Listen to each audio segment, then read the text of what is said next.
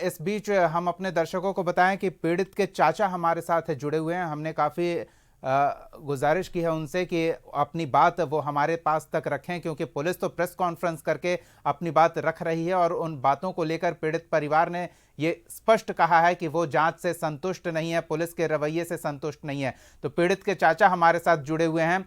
हम तमाम वजहों से न उनका नाम उजागर करना चाहते हैं, न उनकी पहचान उजागर करना चाहते हैं, लेकिन फिर भी हम ये बताना चाहते हैं कि नीट की तैयारी कर रही जिस छात्रा के साथ ये कुछ हुआ है, दर्दनाक मामला, उससे संबंधित हम थोड़ी जानकारी उनसे जरूर लेंगे। जी, हम आपको सुन रहे हैं, हमारे दर्शक, बिहार के लोग आपको सुन रहे हैं। इस पूरे घटनाक्रम को लेकर क्या आप जानकारी हमारे साथ साझा करना चाहेंगे? अपनी बात कहें। जी हाँ सर, बिल्कुल बिल्कुल सर। जी, क्या हुआ था, कैसे हुआ था, आपको कब इस बारे में जानकारी मिली, जानना चाहेंगे? सर मेरी बच्ची यहाँ पे सर अपने घर जो है वहाँ यहाँ पे आई हुई थी सर। जी। और 5 तारीख को सर घर से जाती है यहाँ से, 5 तारीख को, और वहाँ पहुँचती है सर वहाँ पे।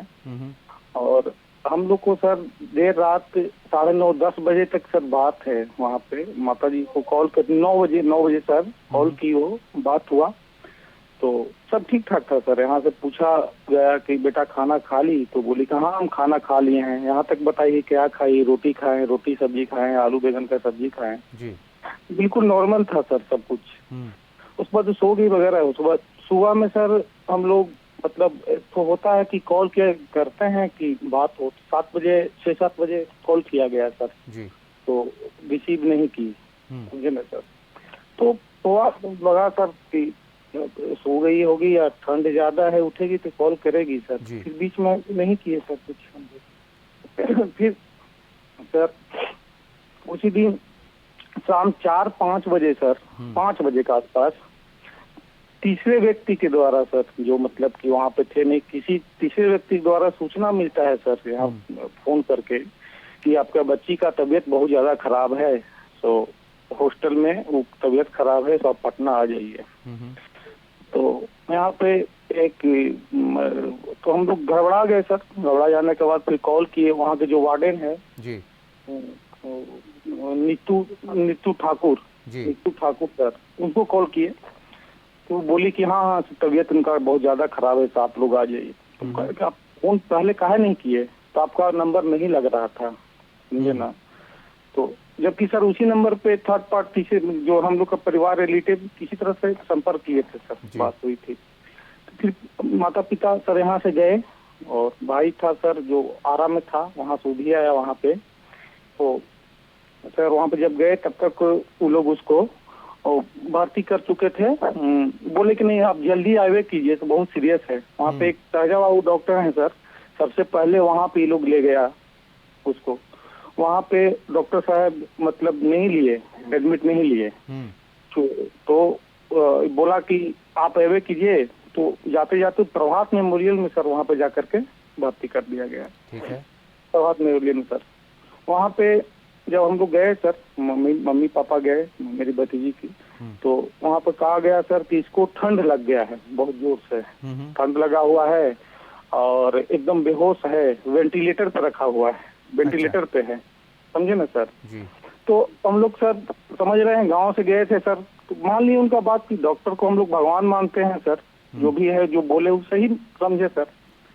2 से 3 दिन तक सर, 2 से 3 दिन तक वहाँ पे 3 दिन तक सर हम लोग इसी उम्मीद में रहे कि ठंड लगा हुआ है सर। जब पूछ रहे थे तो बताया जा रहा था कि हाँ सुधार है। तो बच्ची से विजिटिंग आवर्स भी रहते हैं, उस दौरान आपको मिलने नहीं दिया गया क्या? नहीं मिलने दिया गया सर, जबरदस्ती सर। 3 दिनों तक हॉस्पिटल में बच्ची रही, परिवार के किसी सदस्य ने कोई मुलाकात नहीं हो पाई? नहीं सर, एकदम नहीं कि वेंटिलेटर पे आप लोग नहीं मिल सकते हैं। हाथापाई किया गया, धक्का धुकी किया गया सर, वो हॉस्पिटल के जो नर्सिंग कर्मचारी जो होते हैं उन लोगों के द्वारा सर जी, समझे ना सर। उसके बाद जब सर किसी तरह से हम लोग को वहाँ पे पता चला सर कि मतलब कि उसके साथ कुछ जाति हुआ है सर, समझे ना, ठंड का मतलब बहाना है जी। तो जबरन जो मेरे भाई थे और भाभी थी, वो जबरन वहाँ पे मतलब घुसे, धक्का धुकी करके घुसे।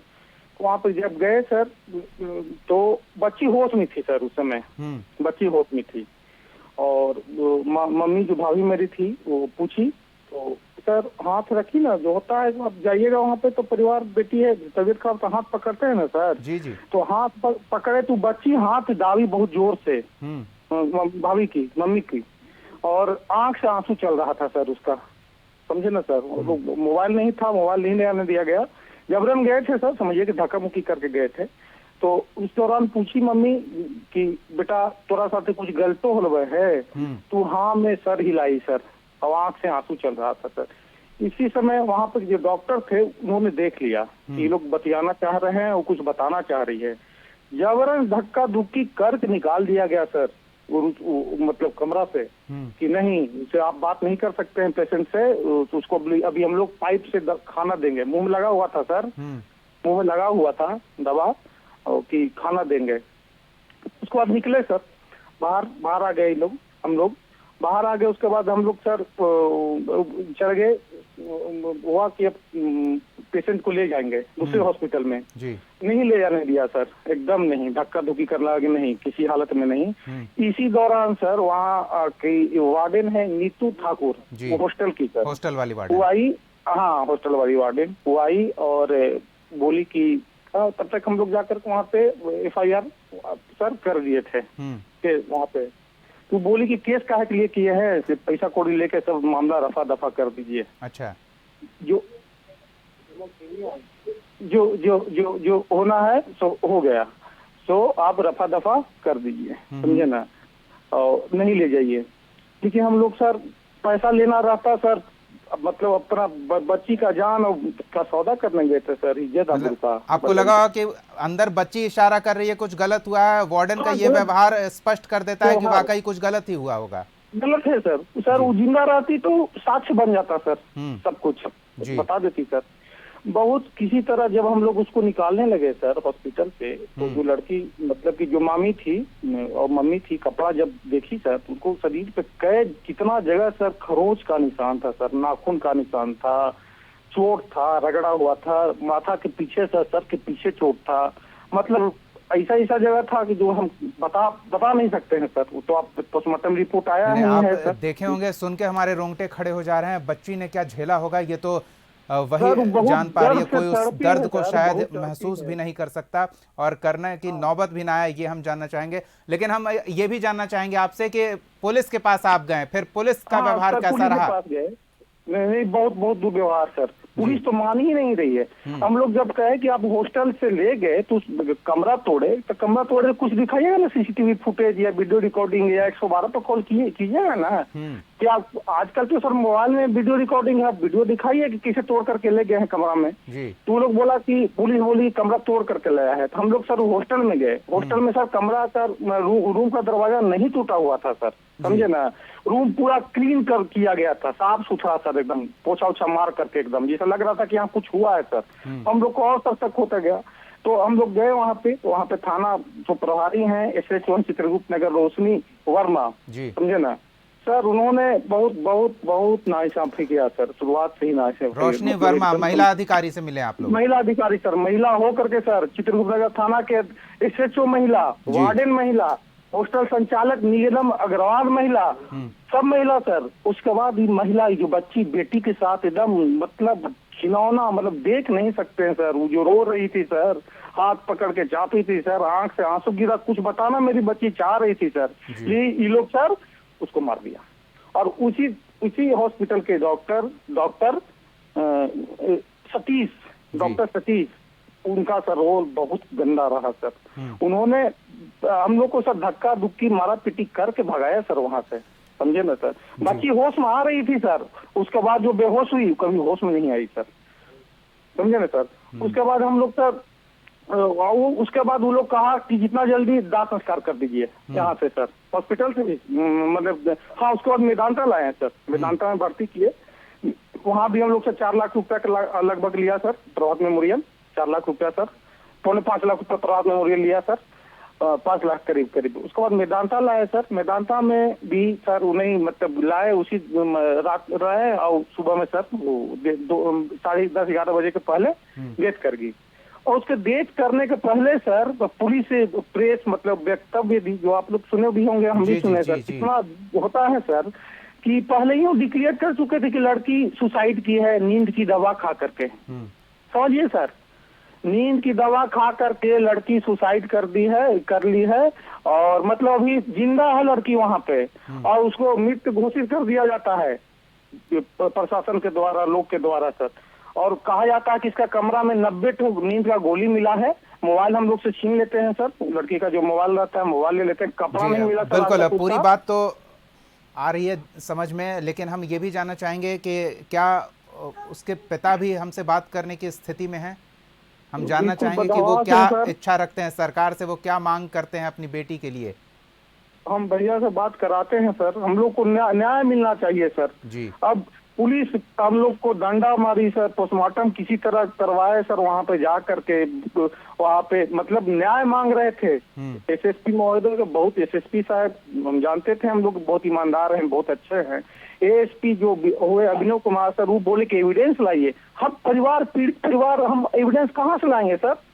हम जा रहे हैं हॉस्पिटल तो डॉक्टर मार रहा है सर, आपको उठाना जा रहे हैं तो पुलिस मार रही है सर। बिल्कुल सही बात है, आपकी भावनाओं का हम कद्र करेंगे। और जबरदस्ती सर हम लोग वहाँ पर थे, लाश को उठा करके सर दाह संस्कार कर दिया गया। बिल्कुल हम आपके पास फिर आएंगे, हम चाहेंगे कि बच्ची के पिता से भी बात हो सके, अगर संभव हो तो हम आपके पास फिर लौटते हैं। पीड़ित के पिता हमारे साथ जुड़े हुए हैं, थोड़ा व्यथित हैं, ज़्यादा समय नहीं लेंगे उनसे। हम बस ये जानना चाहते हैं कि वो क्या उम्मीद रखते हैं सरकार से, पुलिस से, और अब तक जो उनके साथ हुआ है, जिस तरह का व्यवहार उनके परिवार के सदस्य के साथ हुआ है, क्या स्थिति देख रहे हैं वो इस मामले में।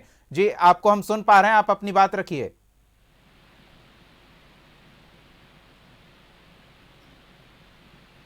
आप तक आवाज पहुंच रही है? हाँ सर जी, क्या कहना चाहेंगे आप? हेलो जी। हाँ ये पिता भैया हुए भैया। जी जी हाँ, क्या चाहते हैं आप इस मामले में, सरकार से क्या मांग रखेंगे आप? हम चाहते हैं कि निष्पक्ष जांच हो जी, न्यायिक जांच हो, और सरकार पर पूर्ण भरोसा है, सरकार से उम्मीद है कि लड़के को न्याय मिले और दोषियों को सख्त फांसी की सजा दी जाए।